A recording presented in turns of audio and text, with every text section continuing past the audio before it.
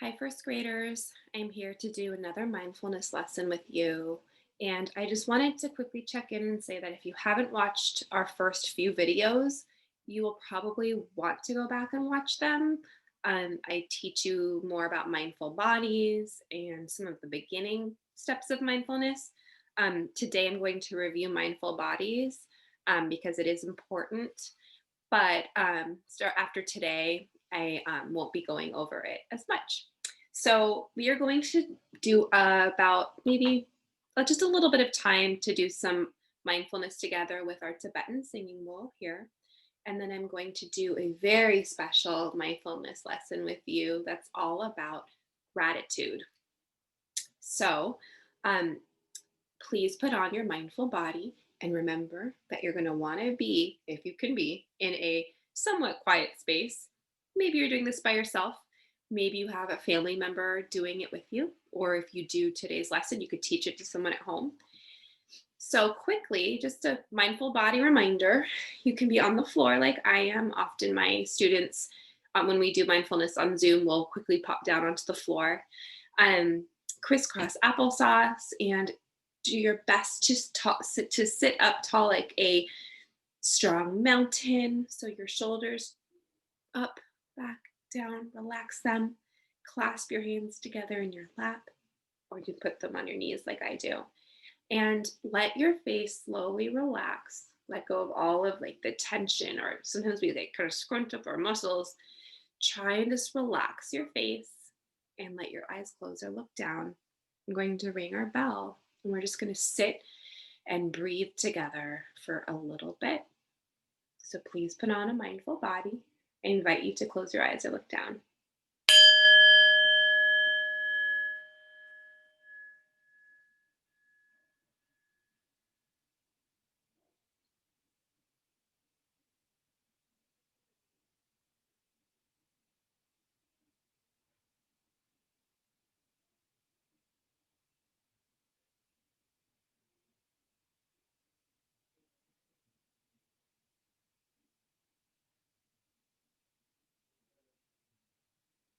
You might want to put your hands on your belly to feel your breath. We talked about our breath being our anchor. You might be noticing some sounds. Notice them. Come back to your breath.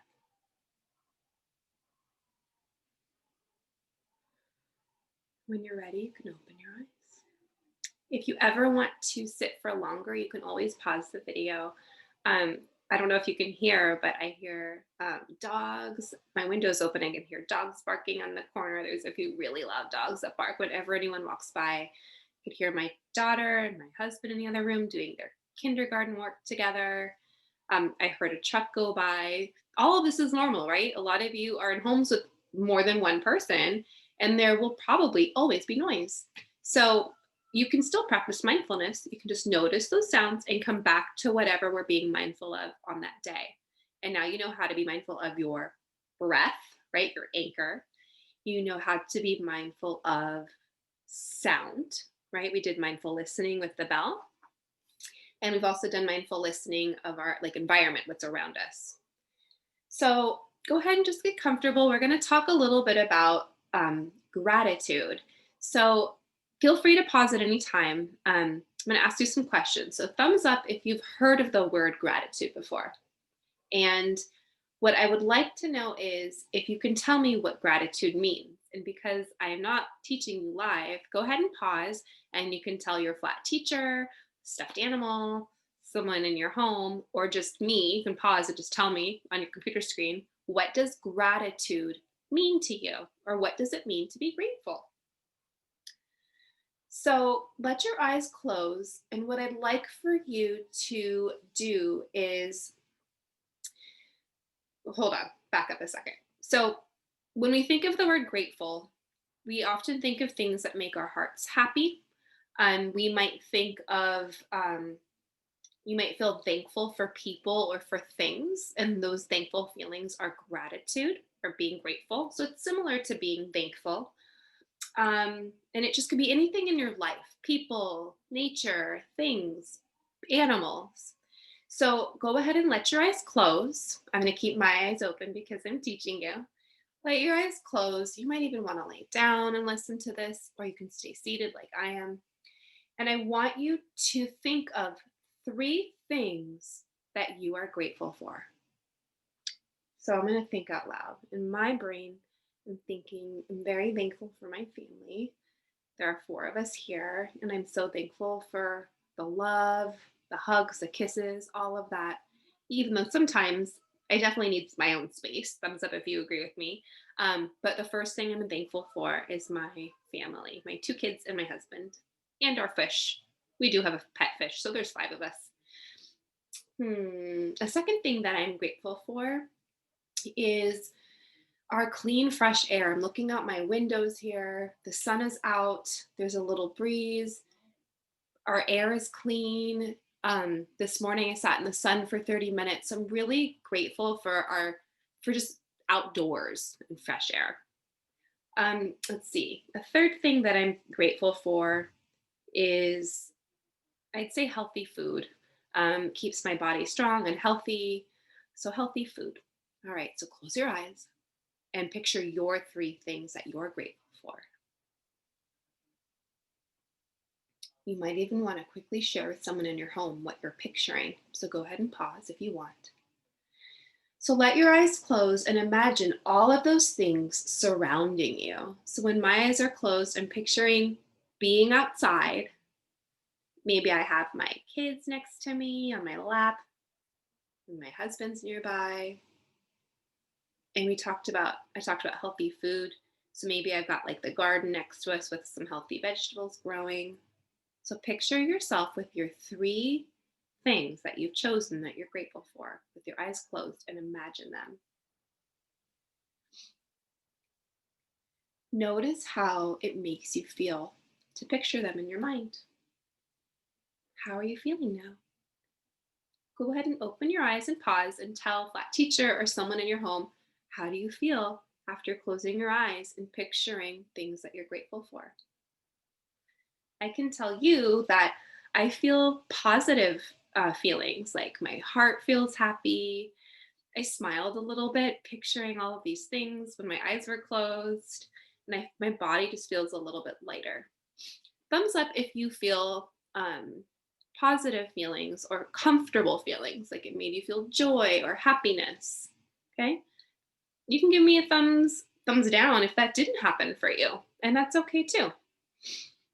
So if it did help you to feel positive or happy or joyful, I want you to notice how quickly you were able to feel those feelings just by closing your eyes and picturing a few things that you were grateful for.